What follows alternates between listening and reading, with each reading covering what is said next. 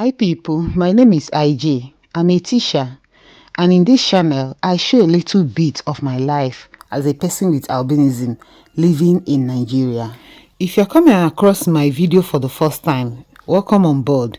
And if you are a returning subscriber, you're also welcome. Don't forget to like, subscribe, comment and share my video. On this day, I was about preparing my lunch for school and I felt like recording it. And in this video, I'm going to show you how I cook fio pigeon pea. The first thing I did was to pick the dirt out of the fio. After which, I put in a pot, washed and added the water for boiling and then placed it on fire. When I placed it on fire, I added salt. I used salt in parboiling. Then after parboiling, when I noticed it has boiled very well, I strained out the water, then washed it. After washing it, I now brought pressure pot. I pressure cook fio because it takes time to get done. If I use normal pots, it normally takes more time. And mind you, all this was the evening before the day that I will eat it, or before the day that I'll carry it to school, because this was my lunch. So I started the day before it, the evening before the day that I'll take it to school. So this was me putting it in a pressure pot and then adding water to it for me to boil it. When I have added enough water, that will be enough so it doesn't get burnt. I covered the pressure pot and then placed on fire. When it boils very well, as in to your satisfaction, you allow it cook for a long time in a pressure pot and then put off the fire.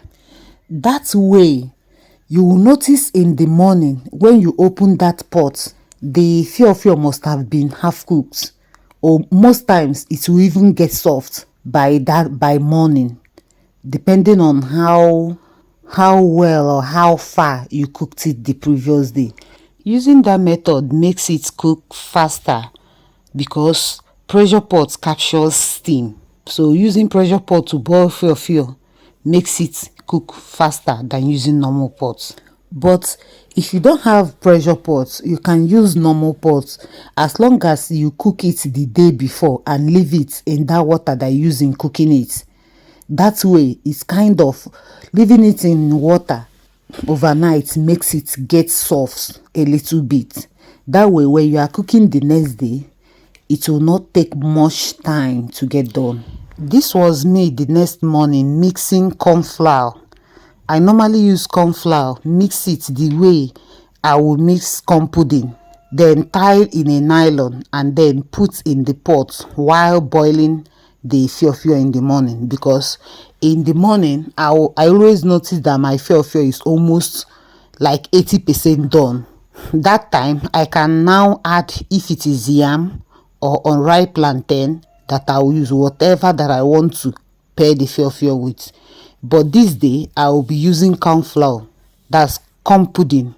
I dissolve it in water. It wouldn't be too watery or too thick. After dissolving the corn flour in water, I tie in a nylon and put in the pot while cooking the fio. Before the fio will be done, the corn will also get done.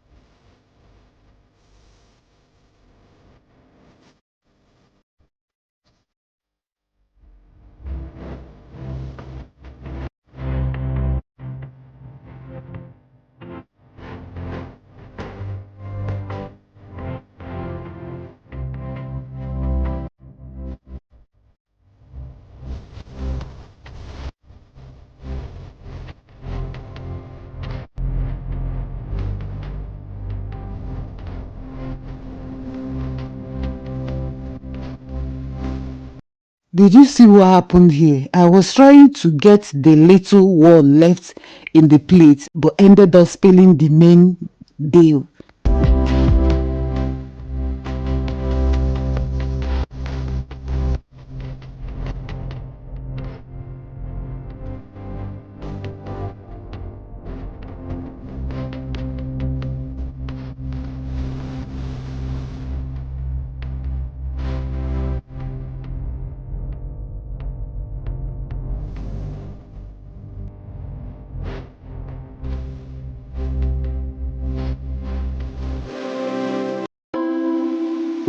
Okay, fine, I'm gonna end it tonight. Something toxic. While the fiofio and the corn was on fire, I prepped the other ingredients. This food does not need much ingredients. You only need palm oil. That's enough palm oil. Onions, enough onions. Ehulu, optional, it gives it a nice taste. Your seasoning cubes, salt and pepper. I like pepper very well inside it. So I prepped the other ingredients while I waited for it to get done. And then when I checked the corn pudding and noticed it was done, I brought it out, removed it from the nylon, and then cut it into bite sizes the way I wanted it to be. I don't like it that big inside the food. So I always cut into bite sizes.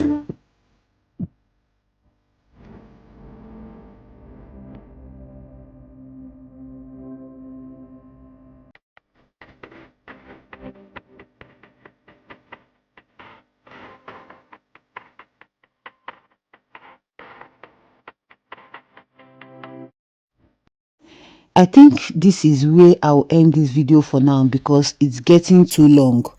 Let's wait for part 2 where I mixed the food. You see how I combine all these things in the second part of this video. Thank you. See you in the next video.